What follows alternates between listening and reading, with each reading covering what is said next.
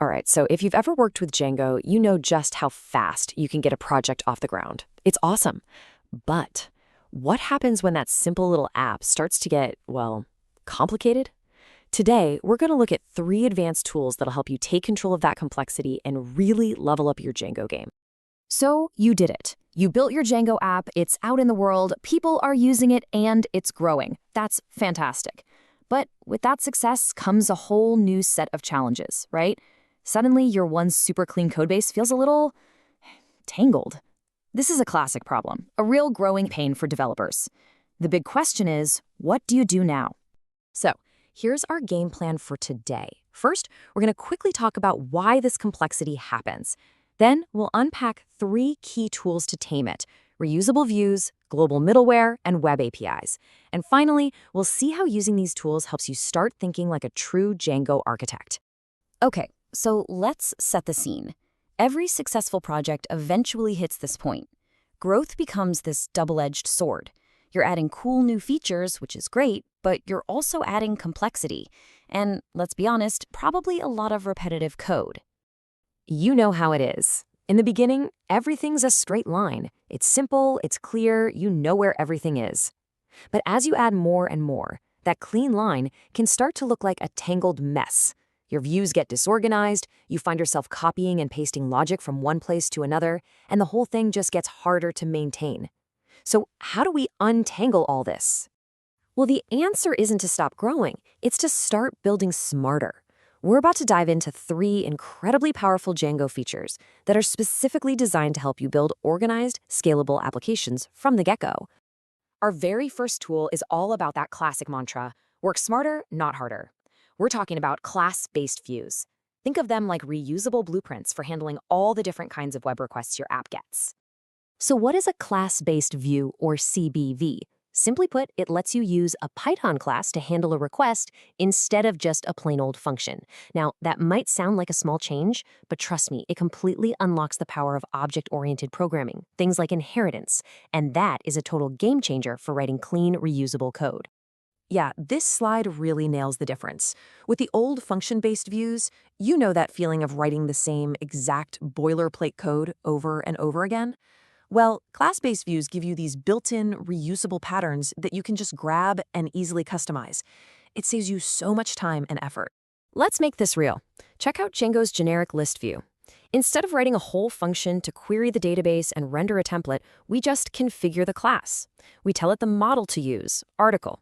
We tell it the template name to render, and we give the data a name for the template with context object name. That's it. 3 lines of configuration replace what could easily be 10 or 15 lines of code. Now that is the power of abstraction.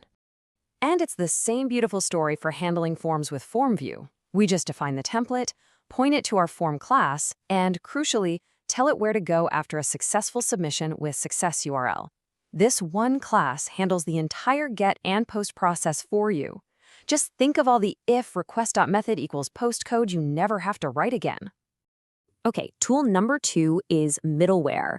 And I love this analogy. Think of middleware like a series of checkpoints or maybe toll booths that every single request and response has to pass through on its journey through your application. So what that really means is that middleware gives you a hook, a place to run your code on every single request before it even hits your view, and on every single response before it goes back to the browser. This is incredibly powerful for things that need to apply everywhere, like authentication or logging. And this slide shows that flow perfectly. A request comes in, it passes through all your middleware, one by one, then your actual view code runs, and finally, the response that your view creates passes back through all the middleware on its way out. It lets you inject logic at a totally global level. So what can you actually do with this? Let's look at a super practical example, a simple performance monitor. Inside this __ call method, which runs for every request, we grab a start time.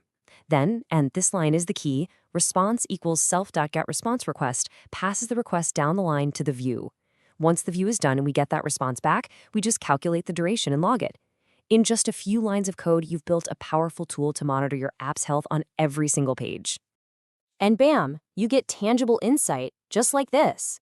With just a tiny bit of code and one line in your project settings, you're now logging the duration of every single request, giving you priceless data about your app's performance.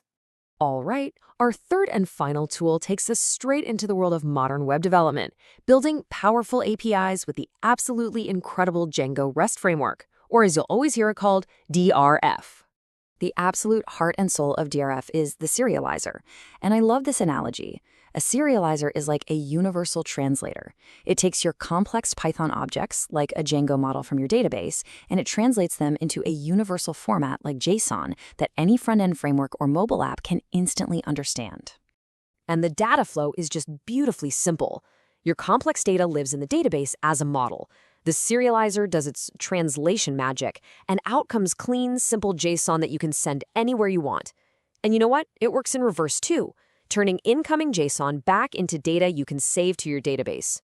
And this is what that translator looks like in code. It's just so clean.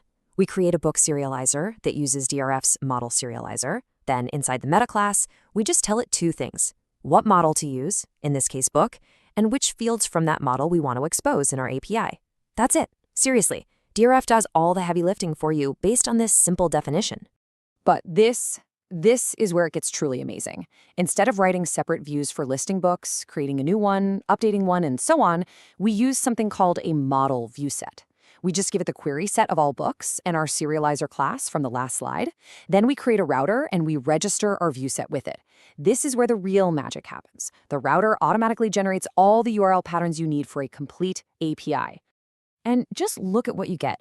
From that tiny bit of code on the last slide, DRF has automatically created all of these standard API endpoints for you, listing all the books, creating a new one, retrieving a specific book, updating it, deleting it. It's a massive productivity boost. You get an entire CRUD interface ready to go in just a handful of lines. So we've looked at 3 incredibly powerful tools, but they're more than just tools. Mastering them is really about making a mental shift from being a coder to becoming an architect, someone who designs robust, scalable, and elegant systems. So let's recap our new toolkit. Class-based views give you reusable, organized code for handling requests. Middleware gives you a centralized place for your app-wide logic. And Django REST Framework lets you build powerful, scalable APIs unbelievably fast. Together, these are your secret weapons. By mastering these patterns, you're not just managing complexity. You're building a foundation for serious growth. You're setting yourself up to architect bigger, better, and more maintainable applications. So the only question left is, with these tools in your hand, what are you going to build next?